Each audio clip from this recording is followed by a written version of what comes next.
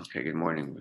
My apologies for the lack of a share yesterday, but we are back. All right, we're on the bottom of Chav Tes Amud Aleph, 29a, and really we're in the middle of a mental exercise in understanding Torah logic, divine logic, essentially. Remind ourselves what we're doing here. We're learning Hashem's Torah and exercising our minds in such a way that we become one with Hashem through His Torah. That's the objective here. That's why we're here today. So where we are is as follows. The Gemara told us that Rabbi Yochanan ben Zakkai relied on a kal v'chomer, an efer chiyori, a how much to the more so, to conclude that a food item that is second degree impurity can impart that to a third degree impurity. Rabbi Akiva had the verse which told us that. But Rabbi Yochanan ben Zakkai did not have the verse discovered yet to be interpreted in such a way as Rabbi Akiva did. Rather, he relied on an efer chiyori, how much to the more so. But Rabbi Yochanan ben Zakkai was concerned that one day his efer chiyori will be rejected. So the Gemara is doing the mental exercise of what would have been Rabbi Yochanan ben Zakkai's efer chiyori and what would have been the reason to reject. So we began at least with the first layer of this efer chiyori, this kal v'chomer. Namely, you have on the one hand what's called the tful yoim. The tful yoim, we explained 2 days ago, is a person who is in the process of purification, has gone to the mikveh, but there are still 2 more steps in the process of his ritual purification after mikveh. Step number 1 is the sun should set. He just has to wait around until the sun sets. Step number 2 is the next morning, he brings a korban. Now, in each of these stages, he becomes permitted to be eating a certain level of food. That is to say, he does not confer impurity on those things that he engages with. After he goes to mikveh, he is then permitted to eat chulin, to eat ordinary food without conferring impurity. That's after going to mikveh. While he is still a tful yoim, a day immersion, a person who immersed in the day and night hasn't come yet. Once night arrives, now he's pure to the point that he can eat and engage with truma, the tithe for the kohen, if he was a kohen, without conferring impurity. The next day after he brings his korban, he can then eat of kachim, he can then eat of sacrificial food. Which therefore means the tful yoim, the person who's after stage 1 of purification. He's gone to mikveh, but the night hasn't set yet. At this point, he is pure as far as chulin goes. He's pure as far as ordinary food goes. And yet, he would still confer impurity onto truma, onto food of tithe. So he's pure with regard to ordinary food, but impure with regard to truma. Yeah, that's the tful yoim. Contrast that with the law of second degree impurity. Second degree impurity, this food item which is second degree impurity, is impure even with regard to chulin, even with regard to ordinary. It's impure even as an ordinary food item. So how much more so it will confer impurity to a third party with regard to truma. If the tful yoim, who is permitted to ordinary food, permitted to chulin, still confers impurity to truma, how much more so the second degree item, which is impure with regard to chulin, certainly confers impurity to truma on third degree. Clear? I think the tful yoim doesn't confer impurity to truma. No, he's pure for chulin, but does confer impurity to truma. So how much more so that which is impure with regard to chulin will confer impurity to truma. Clear or no? Just repeat it one more time, please. Again, a Tvul Yoim is pure as far as Chulin goes, But not. and yet confers impurity to Truma. He's pure for Chulin, which is the sacred. no, Chulin is ordinary. I'm sorry. Kachim is the sacred. That comes the next day after he. But he's impure as the truma until nightfall. That's right. So right now, during this time frame, after mikvah before nightfall, he is pure for chulin, impure to truma. Got it. So how much more so? Something which itself is impure for chulin will confer impurity to truma. Yeah, for sure. And that is the second degree impurity. The second degree impurity, which is impure as far as chulin goes, how much more so it's going to confer to truma? Okay. What's the second degree impurity? Sheretz, an impure item, which entered the airspace of an earthenware vessel. That earthenware vessel is now a degree 1. And that degree 1 confers impurity to the food that's in it, making that food second degree. And that food is impure even with regard to chulin. So how much more so than it will confer third degree impurity to truma if the Tvul Yoim is pure for chulin and yet still confers to truma. There's the kavach. That's the derivation that Rabbi Yochanan. Stage 1 of the derivation. Second degree to third degree with food that was in an earthenware pot. That's correct. That's right. This is phase 1 of his. Phase 1, but he says that he thinks it may get refuted by. We'll see soon. But he's not done yet his A for Torah. Remember I mentioned that it's an A for Torah that comes from 2 combined issues. So this is number 1, right? Stage 1 of the A for Torah. Let's get to stage 2. I hope the audio is working here because the little marker on the mic keeps on turning off, but I'm assuming it's still going. Hope so. Okay. Sorry? Can you repeat that part about how you need 2? words? Okay, so let's explain how we need 2. Not clear enough. So it goes like this. Right now, we have Tvul Yoim, right? Which on the one hand is lenient because he's pure for chulin, and yet retains a stringency that it confers impurity to truma. Does it confer? If you touch it, if he eats truma and touches it, it gets from second to third? That's not relevant. Okay, never mind. The point is it confers impurity, even though it's pure for chulin. Yeah? Okay. So at the moment, that would conclude that anything which is impure as regard to chulin will certainly confer impurity to truma. Considering that the Tvul Yoim is pure for chulin and yet still confers impurity to truma, how much more so anything which is impure for chulin, the second degree, will definitely confer to truma. That's the logic right now. So right? The Tvul Yoim is not a second degree impurity. 1 second. So 1 second. There's the part to get to. Oh. Not this. That was my question. 1 second. So let's go phase by phase. Right?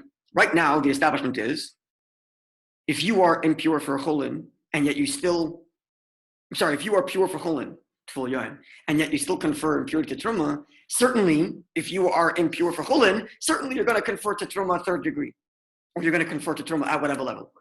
That's the moment right now. Okay. And the Gemara is going to counter-argue and say that the reason why this Tvul Yoim confers impurity to truma is because he himself is an av.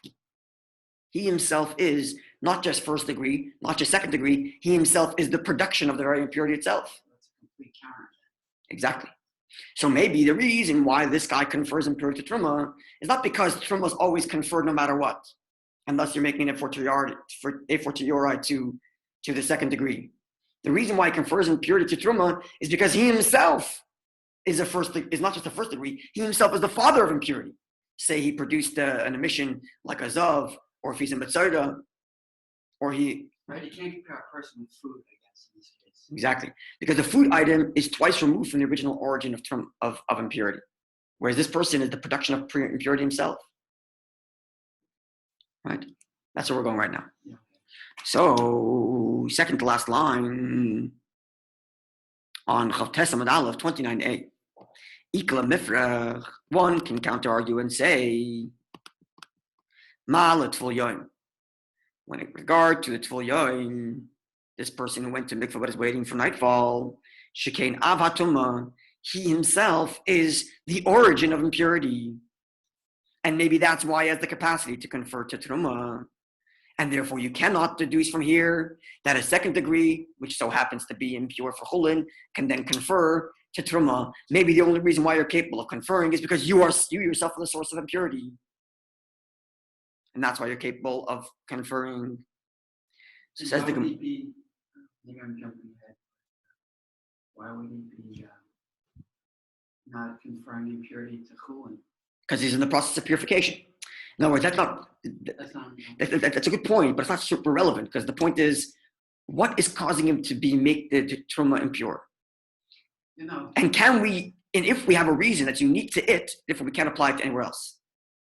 No, right? So because we have a unique feature to this Tful Yom, and that he himself is the source of impurity, you can't use that to deduce anything to anywhere else where it's not the source of impurity. Exactly. And in the case of the second degree impurity, that's right. That's right. In the case of this food item, it's not the source of impurity. It's second degree. It's the source of impurity, the sheretz, going to the airspace, the earthenware, number 1, and number 2 to the food. Right. And therefore can't compare. Says the Gemara, but nonetheless, Casey, we can derive it, mitful yom, top of 29b, to sheretz. There is a situation where there's a tful yom, a person who went to mikveh waiting for night to fall, right? There is such a scenario in which that person is not the source of impurity. Namely, a person who's come in contact with the sheretz.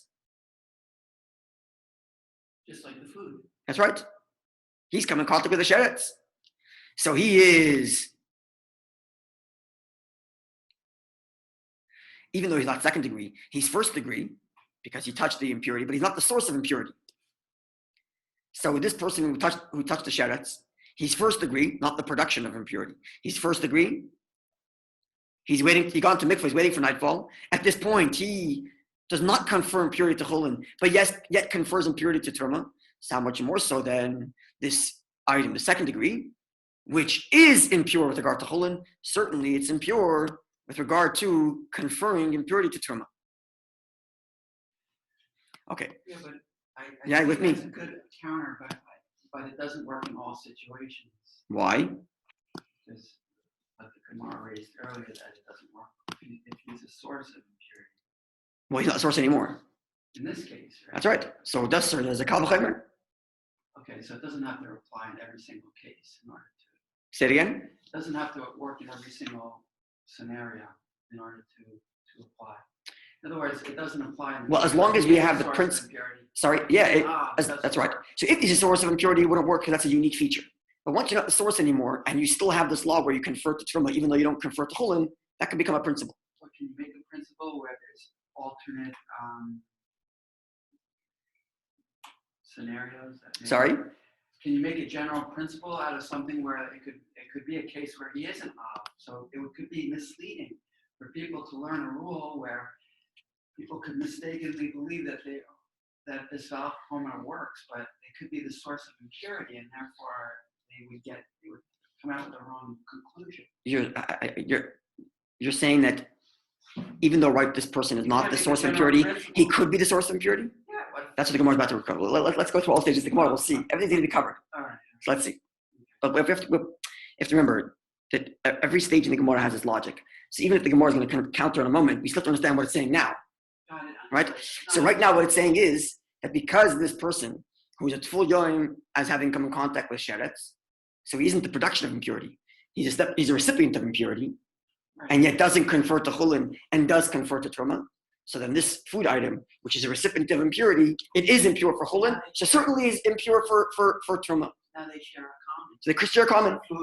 The food and this tful yom, they share common. They're both recipients of impurity. That's right. And now the Gemara counters to your point, malat tful yom.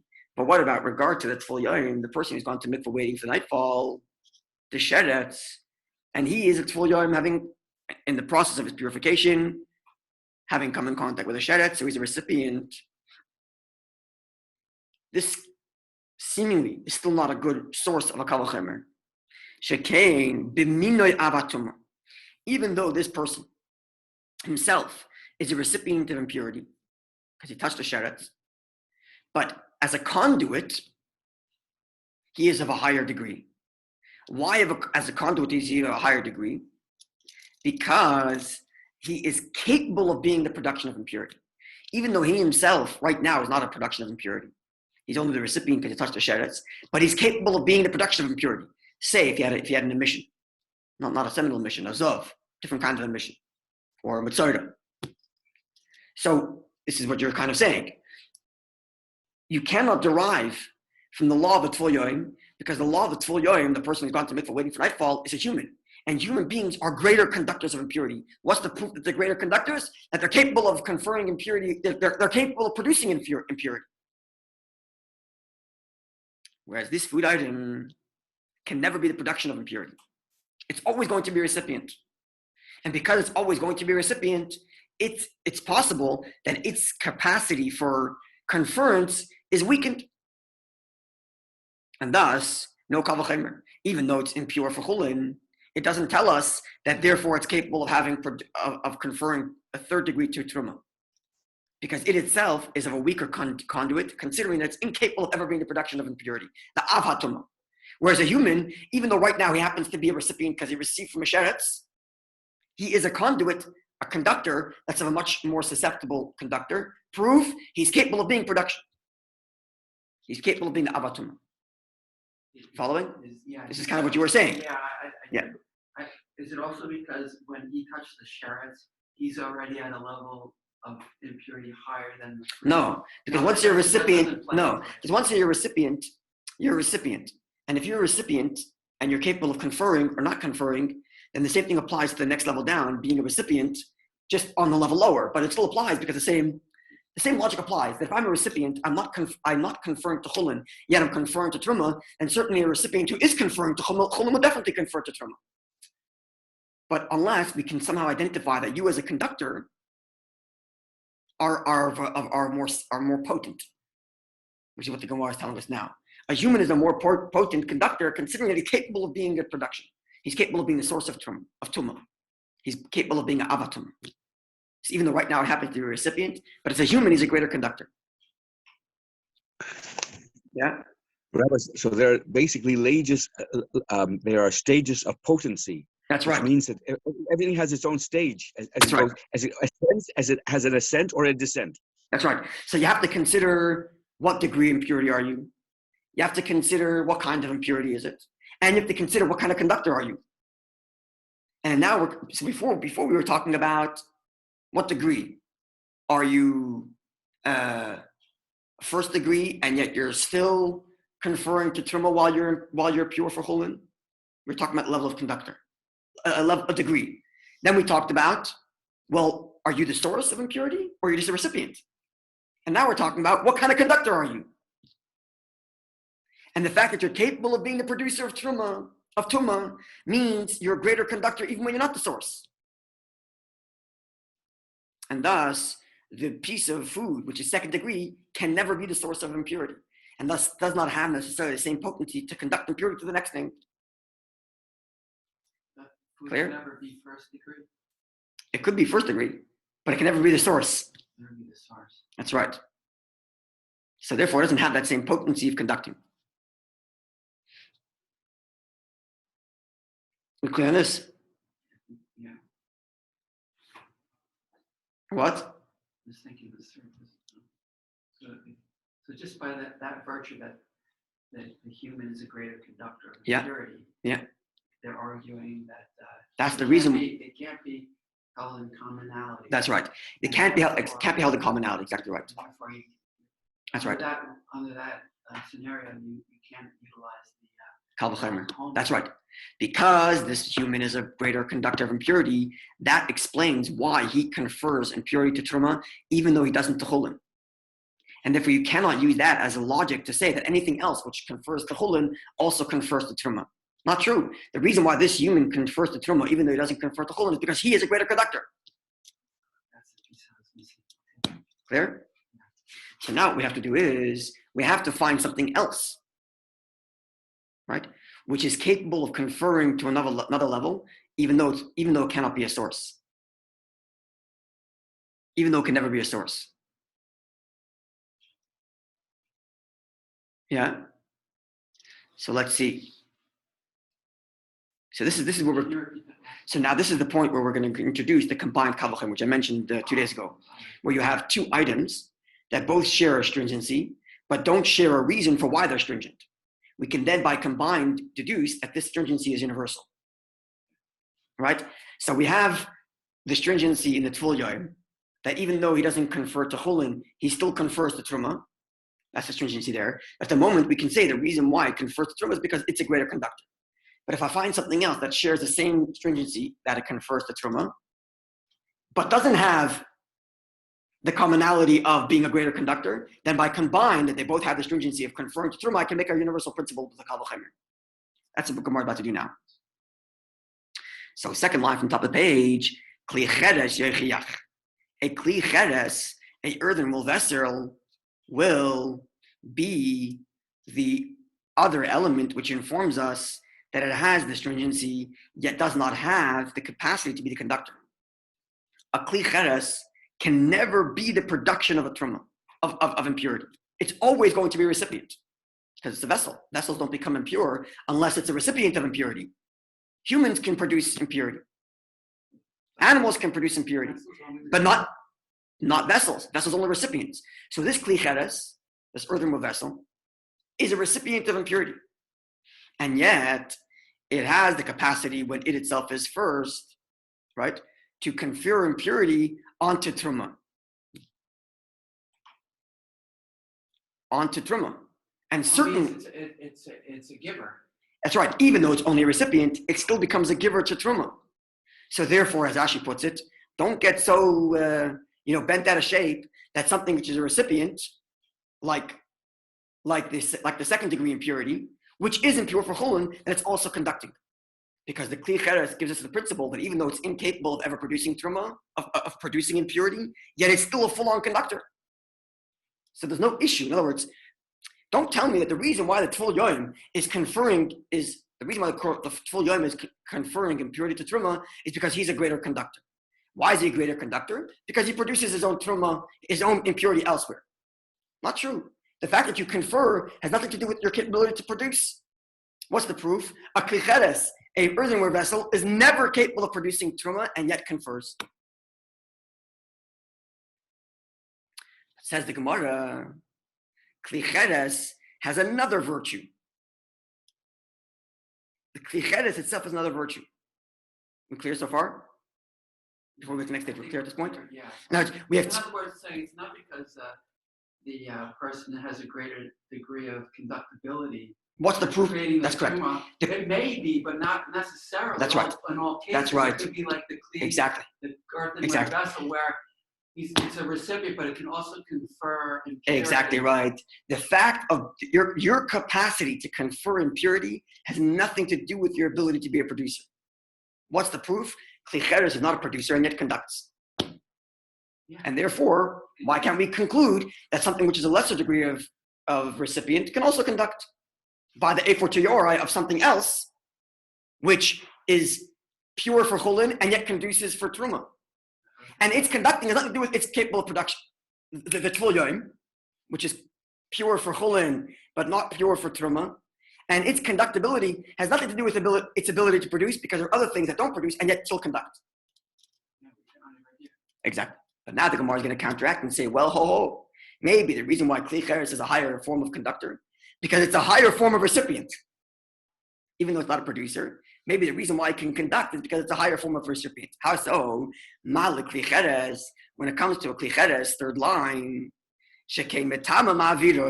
it's a more potent recipient. What's the proof it's a more potent recipient? That it becomes impure just by ear space.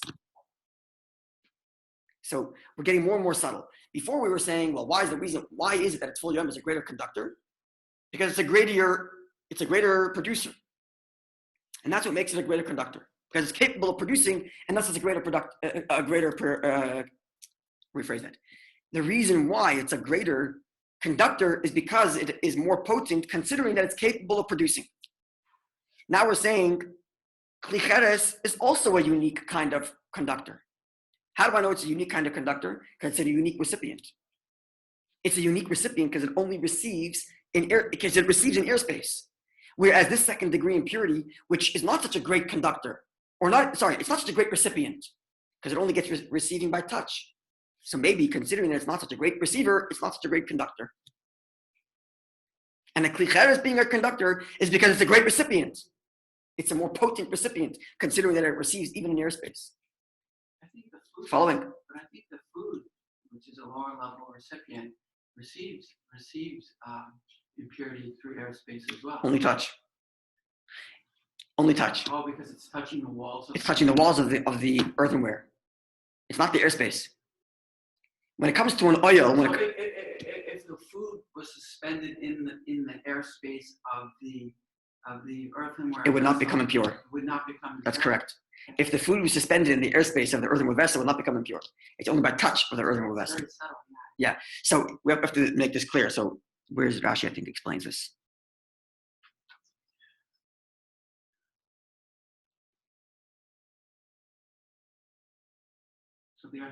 So I just explain how this works a little bit. So let's say what you're thinking of is oil, right?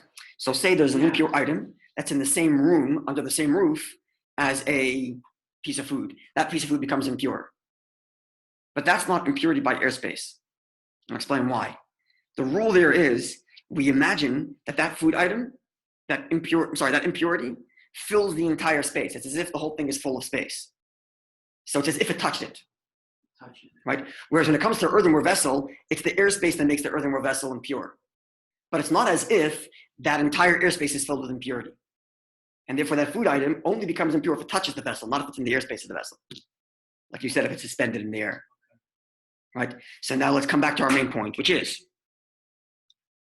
the reason why the Tful Yoim is capable of conferring impurity is because he's a greater conductor, considering that he's possible of being a producer of impurity. The reason why the Kli Cheres is a good conductor of impurity is because it's a more potent recipient, because it receives in airspace. Which means, therefore, the fact that it's capable of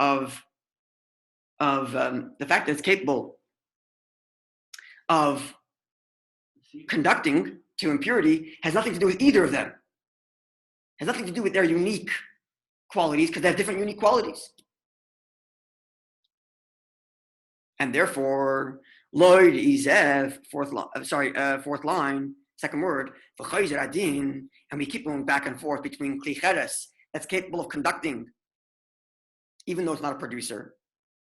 And we have Tful Yoim, capable of producing impurity, even when he's permitted for chulin, he still conducts for truma. So Lloyd is this one's not like that one. Tful Yoim doesn't have the stringency of earthenware vessel. Earthenware vessel, earthenware vessel doesn't have the stringency of Tful Yoim. But what's the commonality between the earthenware vessel and the Tful Yoim? They are both permissible for chulin, for ordinary items, and they confer impurity through truma. So kol shekain kikar sheni, certainly a loaf of bread or a food item that is second degree, which is forbidden as far as chulin goes. Certainly the paisa b'truma certainly can confer for truma. The commonality between these two things is that, in other words, their stringency is not common.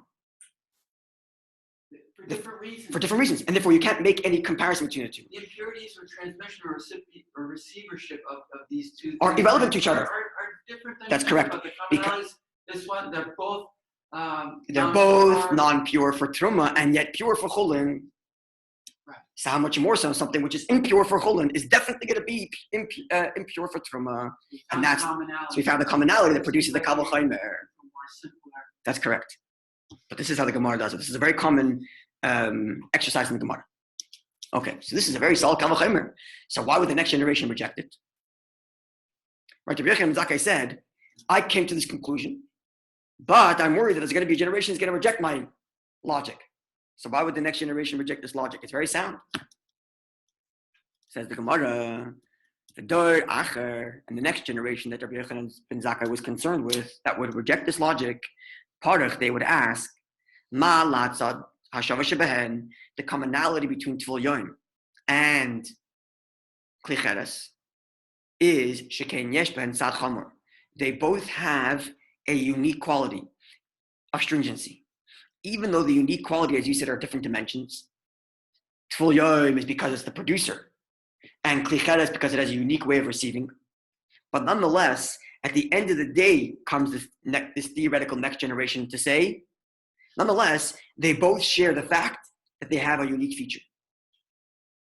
And because they have a unique feature, that's why it has higher conference rate. And therefore don't reduce a Kal V'chomer to something which has no unique feature. Just a plain old recipient on level 2. Even though their unique features are of different dimension, Tful Yom's unique feature is that it's capable of being a producer, and Kli Cheres' unique feature is that it's capable of being a higher level of recipient, considering that it receives in airspace. But nonetheless, they still have a commonality in that they both have uniqueness to them, and it's the uniqueness that makes them higher level production. And therefore, don't deduce from here to something which has no unique feature, even though following. I didn't quite catch the reasoning on that. So the logic is like this. Rabbi Yochanan ben Zakkai is insisting basically that in order to justify why it's capable of producing the next generation, why it's capable of producing, conferring impurity to Truma, in order for that coming out, in order for the stringency to be responsible for that unique, again, if we wanted to say that the conference to Truma is unique and therefore shouldn't be a Kal V'chomer, right? We have to have some unique feature that would be responsible for it, and thus you can't derive it to anywhere else, right? So Rabbi Yochanan ben Zakkai said, which we went through, Rabbi Yochanan ben Zakkai would say, it has to be a universal unique feature in order to say that it's not that it's exclusive. But because the unique feature in Kli Cheres is one dimension, the unique feature in Tful Yom is a different dimension, therefore it's not universal. It's not enough that they both have the same outcome. That's right. In terms of transmission and recipient. That's correct. That's correct. Whereas the next generation would argue, it doesn't have to be the same reason. As long as they each have a reason for this unique feature of production, it becomes exclusive and you can't learn it as a principle. Even though the reason here is in one dimension and the reason here is a different dimension, but they each have a reason. They have a reason to cause it to be greater transmitters. This one because it receives in airspace, and this one because it's capable of producing. But as long as you have a reason to explain why you're greater conference, you cannot use it as a Kal V'chomer. It's no longer in their opinion, the future generations. There's no real commonality. That's right. It's no longer a universal principle, considering the fact that each of these things, which is capable of reproducing, each have a unique feature in the recipient, either a greater recipient or producer. Even though they're not the same reason for why they confer, they have a reason for conference, and therefore cannot be a principle for Kal V'chomer. Right. But it was concluded that even despite that, it was still accepted, though. This is what Rabbi Yochanan ben Zakkai's logic, which the Gemara says. Rabbi Yochanan ben Zakkai tzad chomer lo parich. Rabbi Yochanan ben Zakkai rejects this idea that because they each have a unique feature, therefore becomes exclusive to them. If you want to make it an exclusive law, you have to have a universal feature that explains it. But because they have different features that explain it, we couldn't make a universal law out of it. And this would be Rabbi Yochanan ben Zakkai's position, but why he was worried that another generation would reject it. But at the end, as we mentioned right at the beginning, all of this is an exercise in theoretics to understand divine logic as we explained. But in essence, now we have Rabbi Akiva who found the verse to tell us that second degree confers the third degree. But this is what Rabbi Yochanan ben Zakkai was thinking and what he was concerned about. Okay, so I hope that was somewhat clear. And we did the connects to Hashem's logic and train our brains to think in God's way. Okay, wonderful day, everybody. Thank you so much, Rabbi. The whole concept of distillation and stages with regard to potency and so on is so universal within the whole elements of ascent and descent. Yep. And it's just a remarkable, the logic that is so universal with regard to so many aspects of life. Yep. So today, I'm happy that you're spending that time on this. Thank you. Go ahead, please. Go ahead. And the Today, discussion, by the way, it's a beautiful discussion because it's like what would happen in the Babylonian academies, like what you're having. I hope so. Wonderful. Go ahead, Rabbi. You want to say something? I was saying that today virology helps us understand this. Because in virology, you can have conductors that actually generate higher degree of, in other words, one person can have, let's say, a virus, and because of them as a conductor, won't be so sick. But then that person gives the virus to someone else, and because of them as conductors, they will actually be more sick, God forbid, and transmit it to more people, even though the origin is at a lower level, right? Because the conductor and the manner of recipient changes the way in which you'll confer to the next person. In virology, this is a principle. Depending on the constitution of the conductor, it changes the potency of the way in which it's conferred, right? So you can have most times, as it transfers, it gets lower and lower. But sometimes as it transfers, it gets higher, depending on who the conductor is and what the nature of the conductor of that virus is, right? Is it a human? What kind of human? What's his constitution? What's his blood type, right? Even though he may have received it from someone who had animal to human, or animal to human, or human to animal. Which animal? Which animal? Is it through airspace? Not through airspace. Is it through droplets? Is it through touching things? Virology really, really helps us understand this whole tumah, this whole impurity business, and that the transference is so specific and could change based on the conductor, right?